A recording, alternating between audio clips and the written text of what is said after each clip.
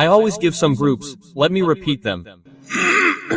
The Prophet, peace be upon him, said, there will be 73 sects in my ummah. That's what he said, right? He said, all of them will be in hell except one. Quote. Sahaba asked, O Messenger of Allah, which sect will that be? Quote. He said, the accomplished ones, to which I and my companions belong. Why didn't the Prophet say that those who followed the Quran would be in paradise? Why didn't he say that those who followed the Quran and Hadith would be in paradise? This isn't referring to the Quran, but rather to the one I and my companions followed. The reason is that these 73 sects will be attributed to Islam. Not everyone will believe in the Quran, because if they reject the Quran, then Islam will cease to exist. And then there are no sects of Islam. So, each of these people must be drawing support from the Quran. Where would they be providing arguments? From the Quran. So, the meaning of the Prophet's hadith is that they should not be influenced by their Quranic verses, but rather, consider what I applied them to. Because I understand the Quran the most and I apply it the most. So, if they interpret a Quranic verse in a way that I do not apply, it means that the interpretation is wrong. For example, in Rabi Ul Awal, an argument is given, Kalika kul Ramatika. In Surah Yunus, Allah says, we have given you the blessing of the Quran, so you should be happy about it. Now people say, Allah says, be happy with the blessing of the Quran, so we should be even happier with the blessing of the Prophet. So, if we receive the blessing of the Prophet in Rabi Ul Awal, what should we be doing in Rabi Ul Awal? We should be happy. Quote. Right now, the Quran is being interpreted in a way that doesn't reflect the Prophet's, peace be upon him. You're interpreting it yourself. If the Quran had meant this, the Prophet would have rejoiced and celebrated in the first Rabi Ul Awal. Then the companions would have rejoiced and celebrated. We see that neither the Prophet nor the companions rejoiced. Now, what does this verse mean? This verse means, brother, you have received the blessing of the Quran. Be happy. You can be happy at any time, and the Quran doesn't tell you to celebrate. Being happy is one thing. Celebrating is another. Whenever we think of the Quran, we feel happy. It's not like we start distributing sweets or putting garlands around our own necks and around others' necks, saying, brother, we received the Quran. So, we didn't receive it today. We received it 1400 years ago, and now we rejoice when we read it. Being happy is one thing. Celebrating is another. So everyone is citing references from the Quran. Even Professor Gamdi is citing them. But when you ask, what is the meaning of the hadith in the hadith? How did the Prophet apply it? How did the Prophet explain this verse? The matter gets complicated there. So, understand clearly why the Prophet, peace be upon him, said, Mana al-Ashab, which I and my companions followed. Well, the matter doesn't end there. People interpret many hadiths in a way that the companions didn't follow. So, the Prophet didn't just say, whom did I follow? Quote. He also added sabah. Just as Quranic verses are misinterpreted, similarly, hadiths are also misinterpreted. Triple talaq being 3.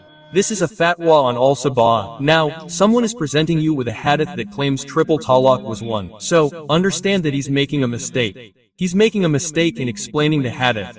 He's making a mistake in understanding its meaning. Not a single sabit, scripture, confirms that he called 3 talaqs together 1. All sabit, scriptures, say 3. Our Prophet, peace be upon them, explained the criteria. Someone is explaining the hadith in a way that contradicts the Sahaba. Don't believe him. All sects are formed here. Someone will create a sect by using the Quran as a label. Someone will use the hadith as a label. Is it because of this that it's said that the heavenly sect is all Sunnat wa Jamaat, who believe in both the Sunnah and the Ijma of the Sahaba? The Jamaat also believes in the Sahaba. He doesn't interpret the Quran and Sunnah in a way that doesn't match the Sahaba. This hadith tells us that the all-East Sunnah and Jamaat are a sect of heaven. Are you getting the point? But the bigger issue today is that anyone who goes towards anything wrong will find a very convenient label. For example, we have many people who don't believe the teachings of the Aslaf. They've adopted the name Salafi. I'm not saying anything bad about all Salafis. But you'll find many who, when the teachings of the Aslaf are recited to them, don't believe it. But what do they say about themselves? Salafis are saying, colored is called orange, body material is called koya, moving material is called gaudy.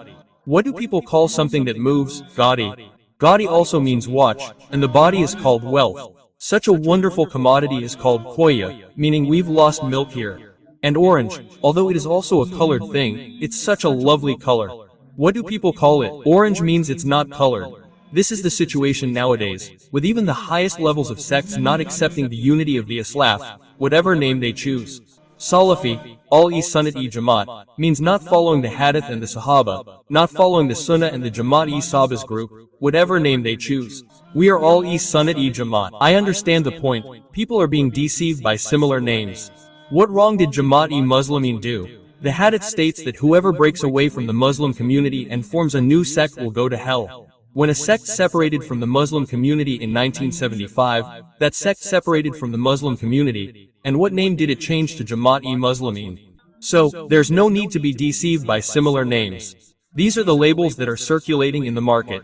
I repeatedly cite the example of a man who wrote rice on a sack of sugar. People asked, brother, is there sugar in this? Why is it written rice on the outside? It says it's to deceive flies. So tell me, will the fly be deceived? Flies aren't deceived because the smell of the sugar inside the sack will bring it there. You're deceived by labels. Those who call themselves Salafis, you think they follow the teachings of the Al-Qaeda. Those who call themselves Al-Sunnat wa Jamaat, you think they are truly Al-Sunnat wa Jamaat. Those who call themselves Jamaat Muslimin, you think they are the true Jamaat Muslimin. You're not looking at the essence of who is following the hadith and the sahaba in practical life. You're not prepared to consider this. You're not. So, there's no need to go by names at all. Look at the work. What is the work? The work should be that of the Sunnat Jamaat. Now, from here, we look at Rabi Ul Awal. This Rabi Ul Awal, we're celebrating. We're distributing sweets. There are garlands of flowers, and now so much is happening. The tawaf has begun. An image of the Kaaba is being made. It's being circumambulated. Cakes are being cut. So, the further you go in bid'at, the more you'll go. But if you look at it from the first step, the sweets keep increasing. Halwa is always being cooked. This is a very low level of bid'at, so this is the first step. But we don't even find a single ladu in the Prophet's life. Halwa is something else.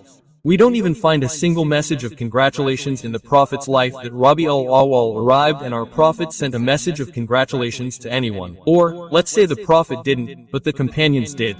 There's not even a single relevant tradition about this.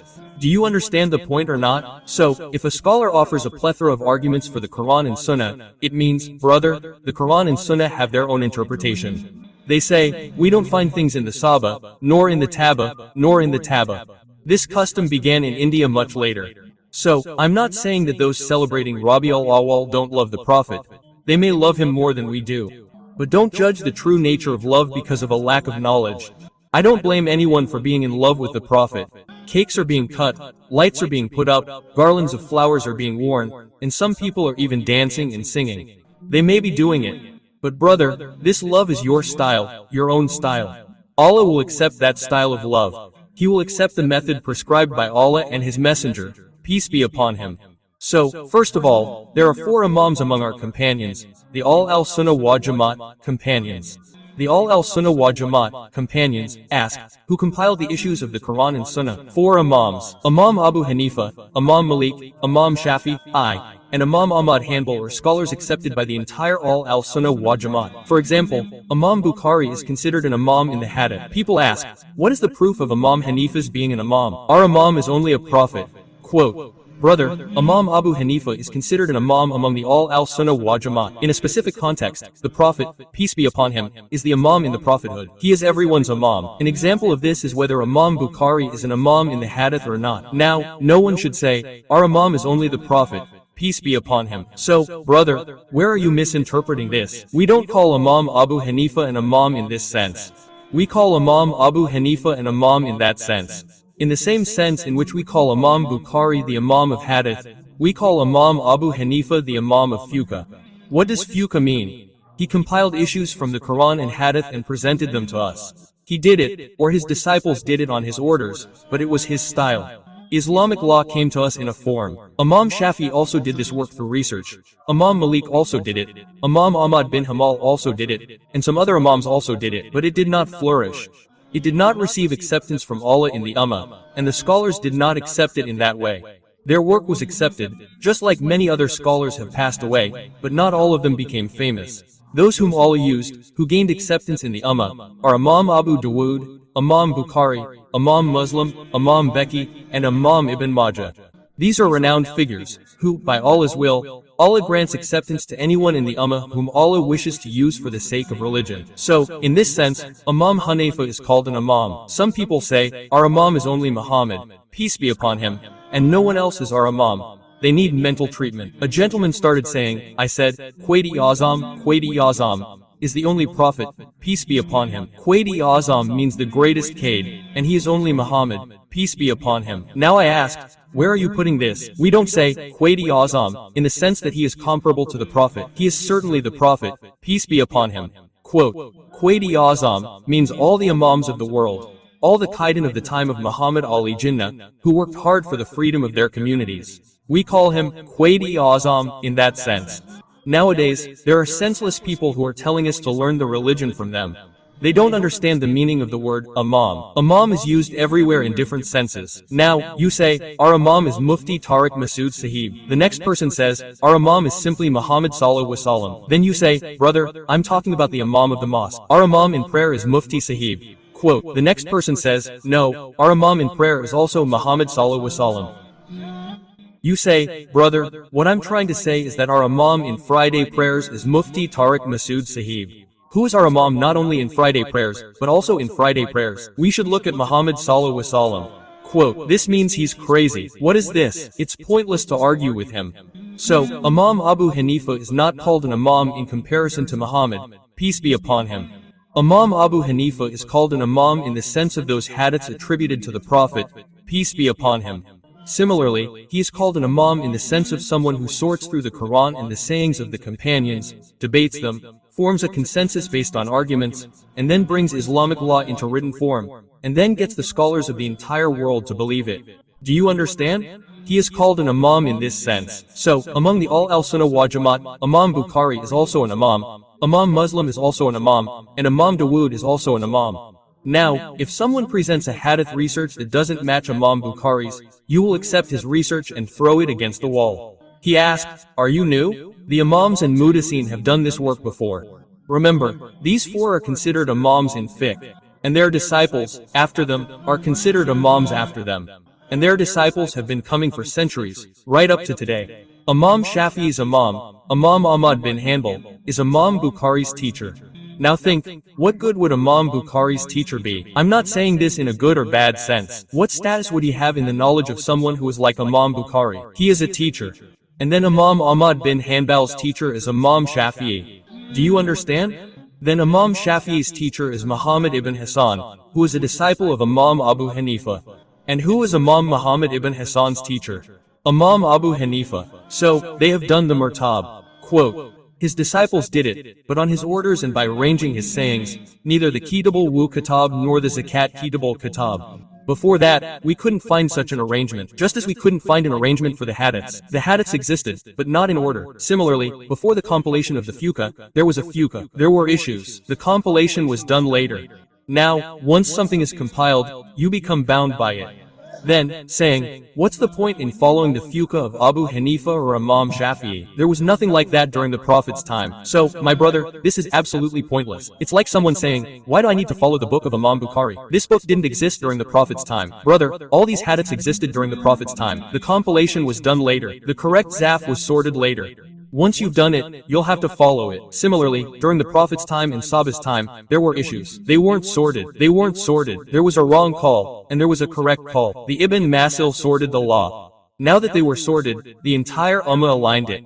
If you deviate from it, you'll create a new fitna. Now you have to abide by it. I'm able to explain my point. So, the argument that's being given now is that you'll have to show the Quran, Hadith, IJH, Ummah, and Faqih, the Islamic Faqih that the Imams of all Sunnah and Jamaat have sorted before today. So, we see, among these four, we don't find the essence of Rabi Ul Awal, whether Rabi Ul Awal is a holy month, or whether we should eat lattice in Rabi Ul Awal, or lattice in lattice. That's why I say, the fun is in lattice. It's not fun to say halwa, brother. We're not eating lattice in the name of God. Let us say that, Islam isn't so strict. So, the joy of lattice, I actually learned this from here. I had a friend in my childhood.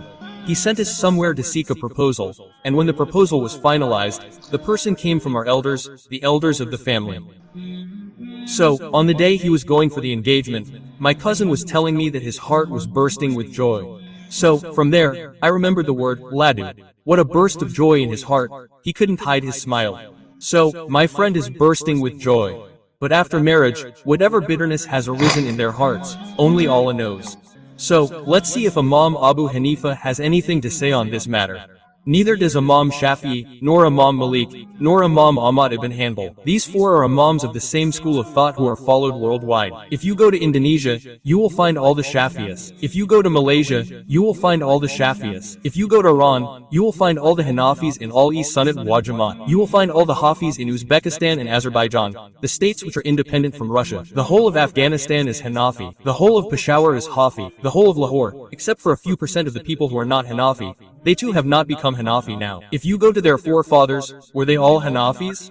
Some people say that we are Mongols, so all the Mongols were Hafis when they accepted Islam. I understand it. Some people say that we are Mongols, so you will go to the past. Were all the Mongols when they accepted Islam? They were Hanafis. Even the one who is saying today that I'm not a Hafi in India and Pakistan, if he is not, then his father was a Hafi. If not his father, then his grandfather was a Hafi. If not his grandfather, then his great-grandfather was a Hafi. What was Hanafi? Islam came only when Hanafis brought Islam to Bar-e Sagir. I understand it. Who brought Islam to Bar-e Sagir? They brought Hafis. All the Hanafis were there, as many as you will see in Bar-e Sagir, apart from the Hafis, or apart from the Shafis. So those grandfathers, great-grandfathers, who were all of them beyond that, those Hafis, wherever Islam has gone in the whole world, and it has not gone today, it has gone centuries ago. So either there were Hafis, the whole of Africa is Malik, the followers of Imam Malik went there in wars, in jihad. So what is all there? Malik is Malaysia, Indonesia. What is all there? Shafis, the whole of India, the whole of Bangladesh, the whole of Afghanistan, the whole of Burma.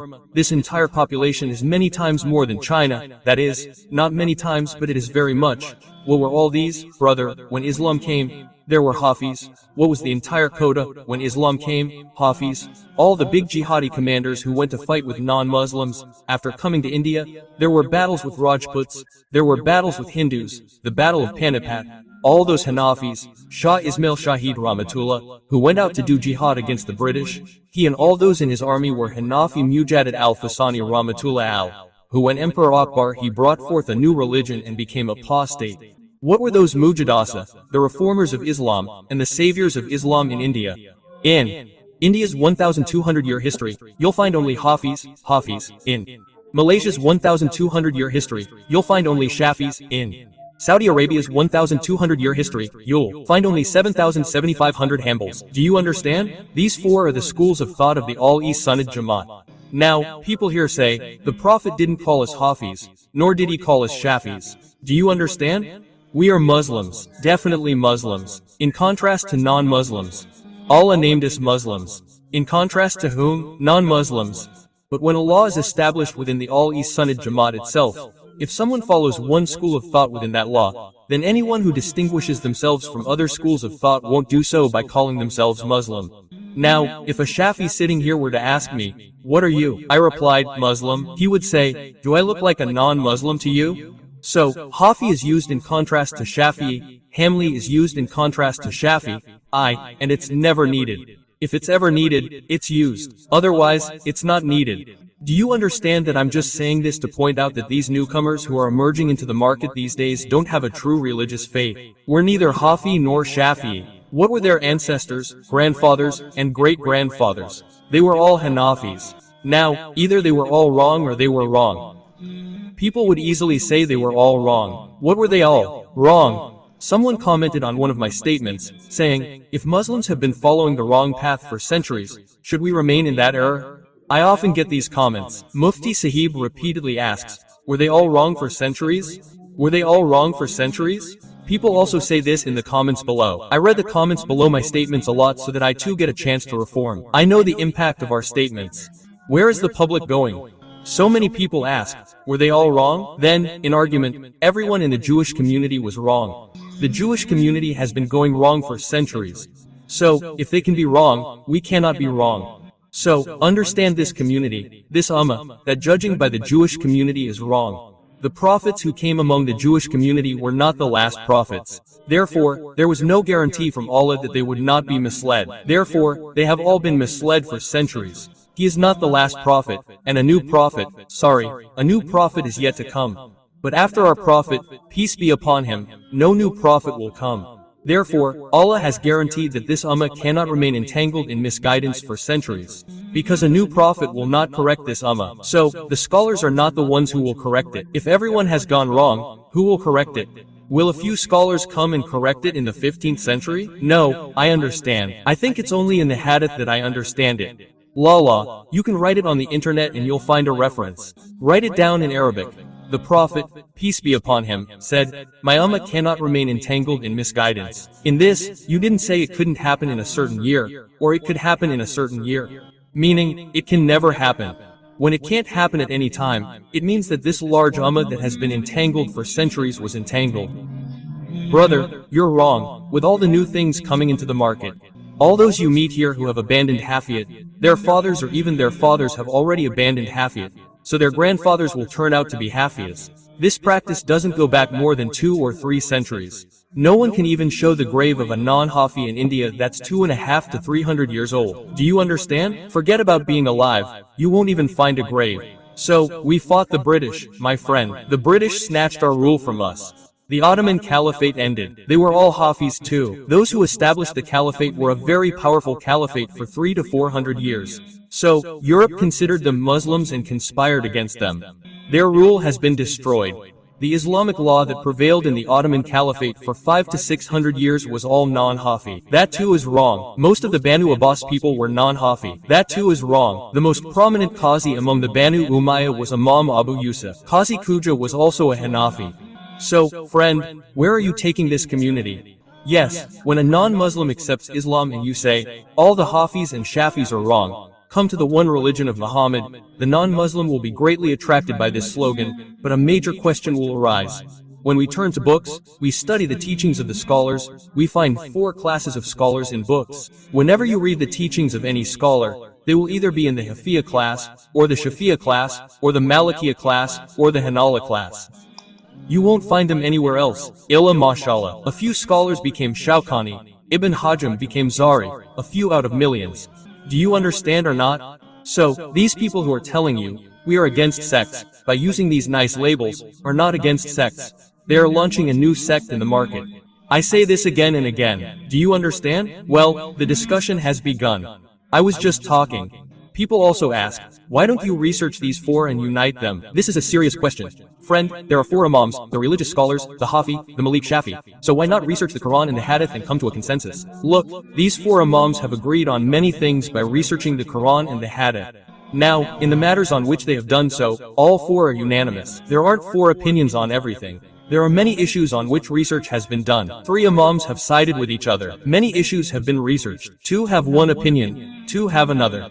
There are some issues where one has one opinion, and all 3 have another. This has only been done after research. Now that the dispute has been resolved, it cannot be resolved. Because if we sit down to resolve it, new issues will arise. Who is the authority to decide whether this is right or wrong? This will lead the nation into a new war. Now the solution is to follow one and not speak ill of the other, because that too is from the Quran and the Hadith, and this too is from the Quran and the Hadith. So the Ummah has been following this path for centuries, and has done so with great success. Following this path, they have ruled the world. We ruled India for 1,000 years. If we had simply sat in India, we wouldn't have said, no, this is wrong. Creating something new wouldn't have been new. Muslims' swords would have been constantly clashing with each other. All their abilities would have been wasted in arguing with each other.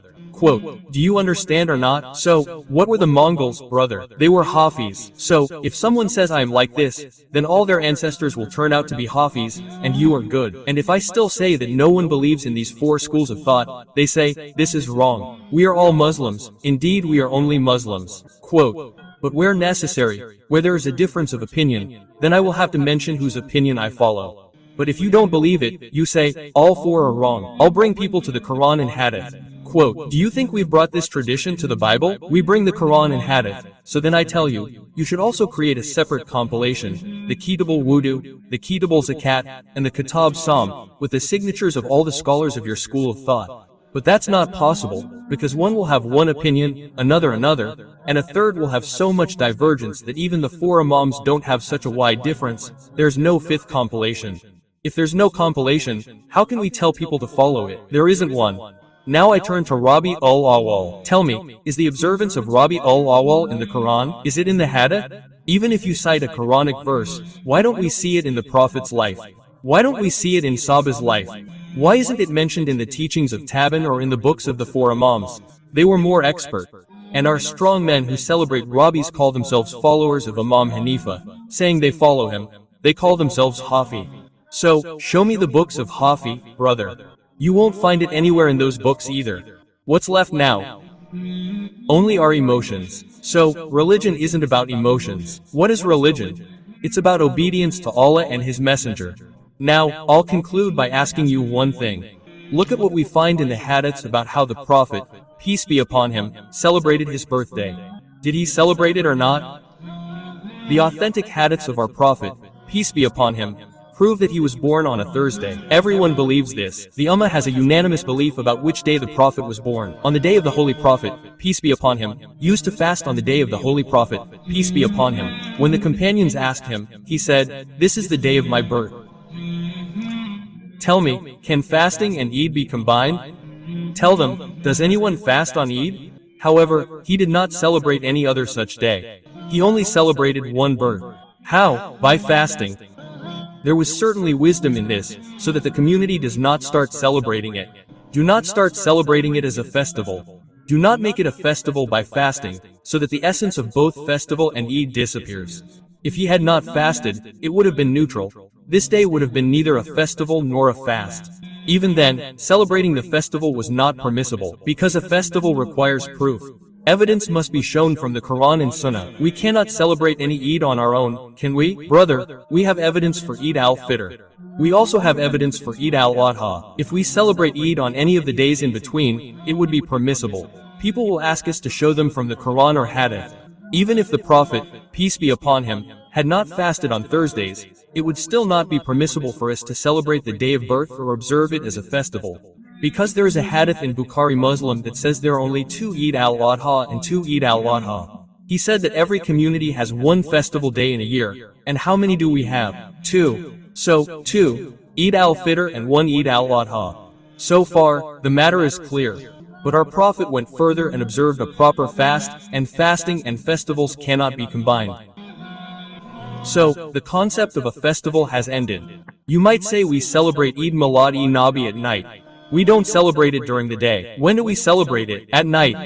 And the biggest difficulty is that all the Islamic festivals are celebrated during the day. Non-Muslim festivals are celebrated at night. Christmas of Christians is celebrated at 8 o'clock in the morning. It is celebrated at 12 o'clock in the night. You must have seen Christians at night, dressed up and lighting lamps and doing whatever they want. Our festivals are celebrated in the daylight. Whereas the Prophet kept fast during the day. Now it should not happen that you start fasting on 12 days. It is the fast of a saint. There is no fast on 12 days. This is to explain this to you because proof is needed even for fasting. Actually, you can keep fast on any day of the year. It is not permissible to keep fast on that particular day, considering it to be more auspicious. So the Prophet kept fast on the day of his birth. First of all, festivals are not celebrated at night. When do Islamic festivals happen? They happen during the day. Why? Islam celebrates in the light of day because when people celebrate at night, their minds turn to evil. Alcohol leads to kebabs. Just look at how much alcohol is consumed at Christmas. So much is wrong. Islam conceptualizes night as a place for sleep, not prayer. What is day? For joy. How we bathe and come to Eid prayer early in the morning. Many people are carried away by this excuse. What a luminous time it is. Friday is also a small Eid. In the Hadith, it is also called Majaz Eid. It also has the same khutbah, prayer, as other Eids. It also has 2 rakats. Just like with other Eids, Friday prayers are the same as those for Friday prayers. Friday prayers are not held in villages. The Sahaba Ikram used to come from villages to the city to pray Friday prayers. Even Eid prayers are not held in villages. There are certain conditions for Friday prayers. If there are enough people, it will be considered Friday prayers. Even for Eid, there are conditions. Only if there are enough people, the Eid prayer will be performed. 2 people cannot pray on Eid. 2 people cannot pray on Friday either. Eid is also divinely ordained. What is there in Friday? Divinely ordained. Fasting on Eid is also forbidden, and the Prophet specifically disapproved of fasting on Friday. So, are all the things related to Eid found on Friday or not? Now, consider the arguments. This shows that the concept of Eid is present on Friday as well. Now, look, the first heavenly religion that remains was Judaism. For them, every day of the week was sacred. They would gather to worship on weekdays. Which community came after that? Christians. Which day was sacred for them? Sunday. After that, when Muslims came, which should it be? Thursday. What do you think, brother? That was also the Prophet's birthday. So, there are two reasons for this. First, we came after the Christians, so the pure holiday comes after Sunday. And second, it's also the birthday of our Prophet. So, Noor Allah Noor. Now the Pure's Day should have been more sacred for us, and we should celebrate it. Friday should have been celebrated after bathing and putting on clothes. But what has Islam done to it? The reverse. No, the pure holiday comes after Sunday, and you came after the Christians. But I will reverse it and take us to Friday so that no one gets the idea that because it's the Prophet's birthday, we have been given this day as a sacred day to celebrate it, so that we can bathe, wash, wear clean clothes, and come to the mosque. So, tell me, there are 7 days in a week. One of those days is the birthday of our Prophet. So, do you bathe and apply perfume on that day, or do you apply it on Friday? Have you ever seen the Prophet, peace be upon him, wear perfume or bathe on a Friday? He used to wear perfume daily, but the special outfit he had for himself was for Friday. The nice outfit he wore, the special perfume he used, on which day? Friday. He specifically ordered bathing, on which day? Friday. He specifically ordered wearing the best clothes, on which day? Friday. So why didn't he do that on a Friday? I can explain my point. So, all the arguments show that our Prophet, peace be upon him, is eliminating the concept of the big Eid by fasting and also eliminating the concept of the small Eid, which is the Friday Eid. So, even after all this, if you say, no, we have to celebrate the birth anniversary of the Prophet, peace be upon him, we have to celebrate. Those who don't celebrate are devils. Quote, there's a couplet like, everyone is happy in this world except for the devil. There's no government restriction on speaking. But presenting these arguments before Allah, you can't prove Allah's Prophet dead. So, I'm not having this Deobandi Barelvi debate. Deobandi Barelvi is a much later term. We're simply talking about the Quran, the Hadith, and you follow the Faqa Hafi, a sect of the Quran.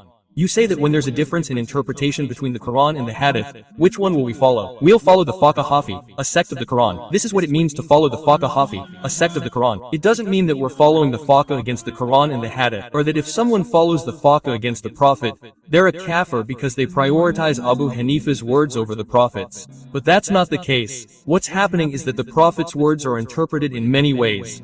So whose opinion is being given priority? Abu Hanifa's opinion. Instead of your own opinion or that of contemporary scholars, the Fafa is being given priority, or the Fafa is being given priority. You are nothing. What this means is that if these are desires or sentiments that have not been approved by Allah or His Messenger, peace be upon him, then this is what is called bid'ah. It is called bid'ah, and what else is called bid'ah? So, let me make one last point. If this is indeed a festival, the 12th of Rabi or Yamila is not even the date of the birth of the 12th Prophet, but it is obligatory. If it is, then there are two things involved. All the communities and religions in the world have no differences in their festivals. They all celebrate it. The definition of a festival is like a Hindu holiday just a day or two ago. So all Hindus, even secular and liberal Hindus, were celebrating.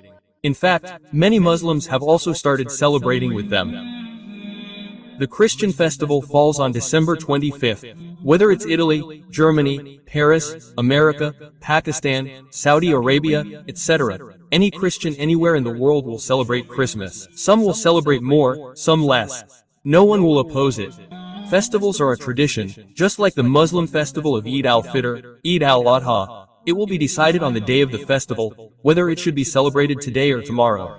That's because of the date, but it happens that Eid is celebrated in Saudi Arabia, but not in Japan. Brother, Muslims in Japan are also celebrating, as well as those in Saudi Arabia, Karachi, and Punjab. Liberal Muslims are also celebrating something or the other. Even those who didn't fast for the entire month of Ramadan, didn't pray Taraweeh, or did anything else, offer their congratulations. They too say, brother, why should we say Eid Mubarak? If this 12th of Rabi Ul Awal is our festival, it's Eid. So why is there such a huge divide? Furthermore, there's such a huge divide. This is prevalent throughout the country.